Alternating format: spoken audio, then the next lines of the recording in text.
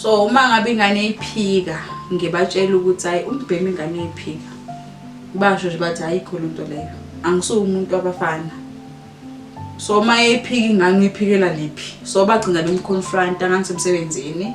Ngezwe sebengixoxa bamconfrontile bambuza ukuthi mangabe uphika ingane uthunila ke shonise kuphi. So wangithuka kwakubiza ngamagama isho khona ukuthi ngiyafeba emsebenzini nginamanye amadoda angisemadoda nami. Bambuza bungakanani ufakazi baleyo nto ishoyo.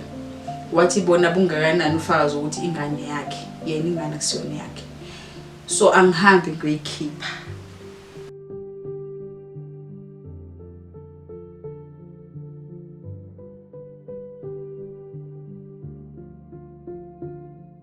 Kubuhlungu ukuba nobaba wengane ungahesitate nje ukuphika ingane. Ngadibana nobaba wengane yami, I think it was 2018 around September. Sajola kwabamnandi. Yonke into beyi-right until I felt pregnant. So sino guys sihlukane before ngithola ukuthi I'm pregnant. After some while 3 months down the line ngiyithola ukuthi ngikhulelwe. Ukuthola kwami ngagula ngaze ngicabanga ngeadoctor mangifika kudoctor ngafika ngathola ukuthi ngipregnant.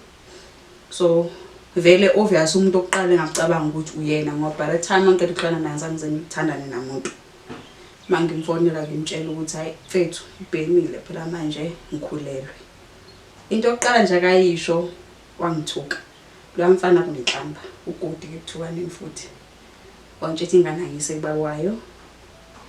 So mangibuza umuphi ubaba athi la ebengisebenza khona kanti bengajweli namuntu ngoba bengisebenza nabantu besilisa. Yeah, bengisebenza nabantu besilisa kodwa beke umuntu ebengithandana naye ngaphandle kwakho. Sabana lo argument lawo wangitshela ukuthi yena unomfazi uhlala nomfazi akazana nangane yami angithathe ngise kubabwayo. So ngamiyekela ke. Okay, masiqala ukuthandana ngekade ngise college. So vele nganginasikhathi sokuthi mhlawumbe ngiyambona bengihlala emqashweni ngihlala ngedwa emqashweni. So beze emqashweni azongibona. So ukuthanda kwami naye vele kwakuyizikhathi ukuthi ama exam approach. Ngapha ama exam ngapha ama assignment. Kumele ngisubmit ama assignment kumele ngifunde.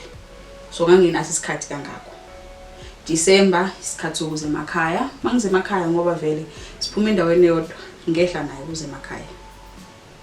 Masibuya January ngabuyela ngaregister so kwasho ukuthi uNSFAS wami ugcina uyangichitha ngicina ngakhona ukuqhubeka ngifunde. So I decided ukuthi kunokuthi ngihlale ngenze lutho angithola ispan ngazama ngathola ipeace job lapho ngisebenza khona ngengikwazi lapho ukusho ukuthi ngisebenza phela kade ngisebenza khona. So lapho ngisebenza khona bengahlali endaweni yodwa. Mangi-offile offer Monday Tuesday. Mayelo Monday Tuesday mangi-offile mfethu kumele ngiwashe ngirest because Tuesday ngihlezi ngisendleleni. Mhlawumbe so driver from Johannesburg to Durban to Cape Town back to Joburg. So ngihlala ngikhathele. Ubengibona mangikhona ubeze uzongivashela endlini. Sometimes ubespenda even ubusuku endlini. Kungabi nankinga. Akaze wangifikela ukuthi ngimbuzo ubengazanginikeze lokho ukutshengisa ukuthi lapha ngabe unomuntu athandana naye and stuff. Kodwa ngathola mangabe ngiqeda ukuthola ukuthi ngipregnant uthi unomuntu. Nakhona sebengithuka nalo ntombi yakhe le baby mama wakhe. Okhathi ngikho ukuthi unomuntu. But all along bengazi. Makuhamba isikhathi kwakuyizi 16 zika December 2019. Mangabe kwi-16 zika December wangifonela wangitshela ukuthi ufuna ukungibona.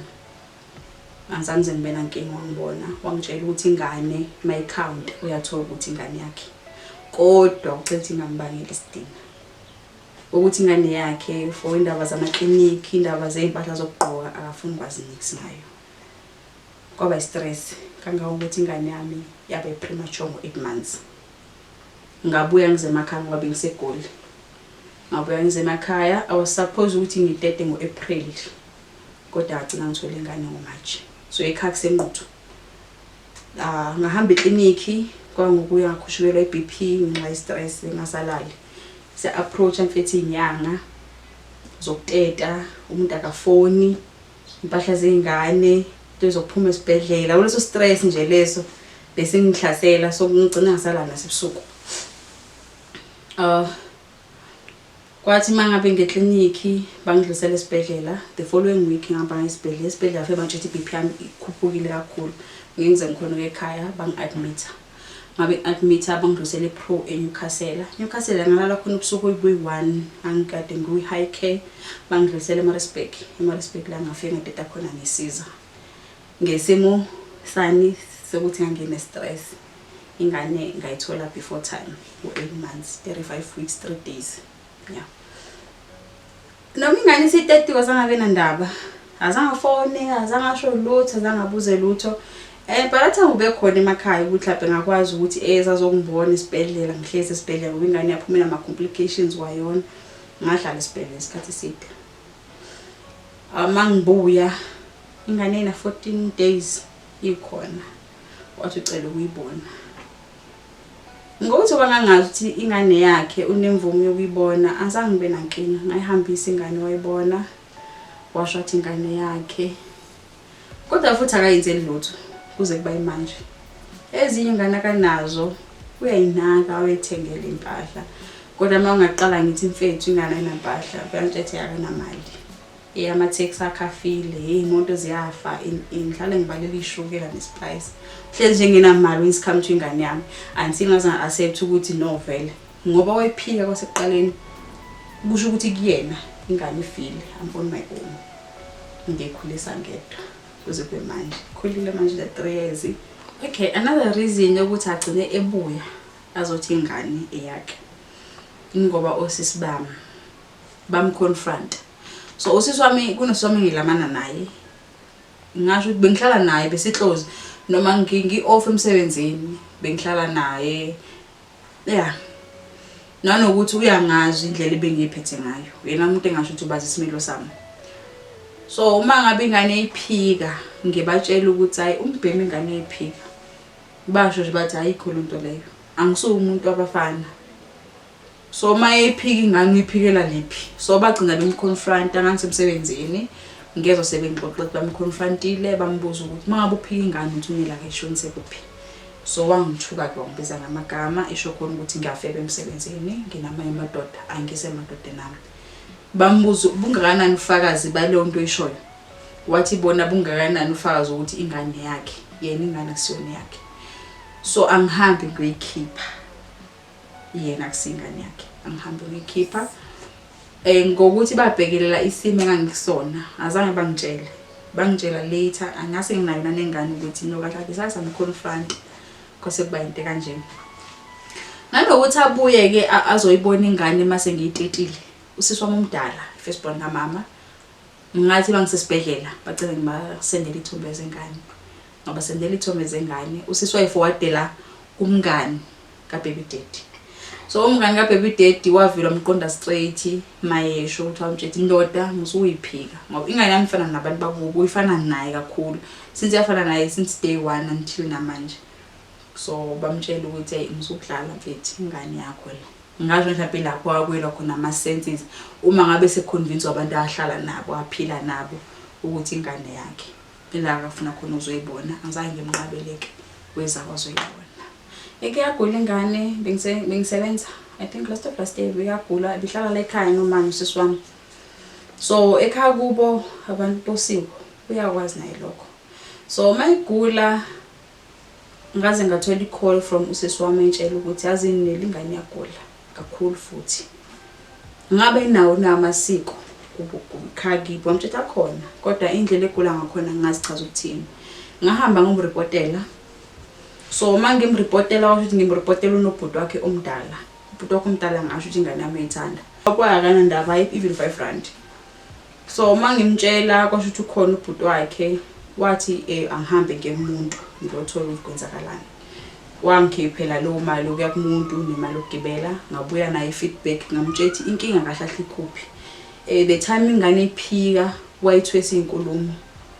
So kumele yena athathe ingane ayise ekhaya kubo ayoshweleza acela baba kamshisela impepha ashweleza asusele lezo zinto phewe ingane then bese yenzela zonke imfanelo zakhona.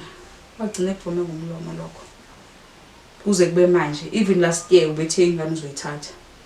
NgoDecember isekubo. Ngathi mangimbuza ukuthi kanti hlahla kwenzakalani bangitshela nibelekile utshwala edakwa ubheka bejabule nomndeni wakhe bengenaso isikhathi.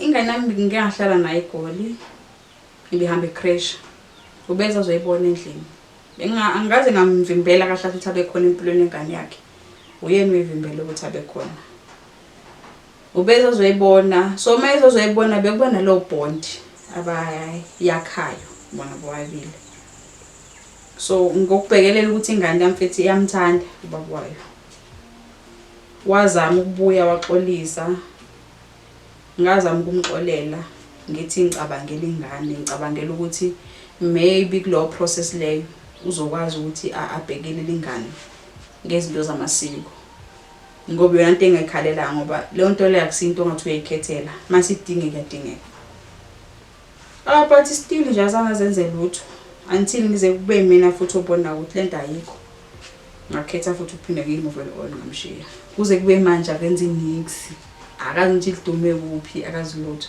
nomathi ukhona around inquthu ngeke umuzwe phone ifuna ukubona ingane akahle ingane yami nje into yokugcina efikayo inqondweni yami so kuyangi-affect ingane yami ngiyithanda kakhulu ngiyayithanda phezulu kwinhlamba yena ngithwesa zona namagama lokho akushintsha uthande nalo for yona engakusho nje ukuthi kuyaphileka baba ingane engekho kuyaphileka awudingi ukuthi uzokukhanselwa abantu uhamba ama counseling uyakhona ukuthi uyitshele wena konke kukulele kuwena no accept situation indlela engakhona because kunezinto noma kuthiwa uzama kanjani ngokwazi ukuyishintsha njenge situation yami ngikwazi ukuyishintsha ngoba ngeke ngize ngikwazi ukuforce umuntu ukuthi abe khona empilweni yengane yakhe o empilweni yami oyethu but kuyophuma kuyena ngisho sengikhala so kuyaphileka kuyasetheka ngihlahle ukuthi eSouth Africa ke saba ngisho ukuthi nomongameli noma nomongameli wazwela wasipha igrant which isasa grant phusha mfethu ngayo thola umsebenzi phusha ikhulisa ingane yakho ngoba ukulandelela umuntu wesilisa ngeke kusize ngalutho futhi ungamaleli ukuthi ingane mayifuna ukumbona noma mayena mayifuna ukubona ungamaleli bavumele babonane ingane mayikhula yona uyoyibonela yena ukuthi ubaba lokumuntu onjani noma yona mayikhulisa ikubuza ukuthi kahle kwenzakalani ukhathi uyichazela ungafiti ingane ushevu ukuthi baba wakho umbize ngamagama akube yona erecover ukuthi no ubaba umuntu nje kanje ngakusho ukuthi kuyaphileka kahlaleka impilo yaqhubeka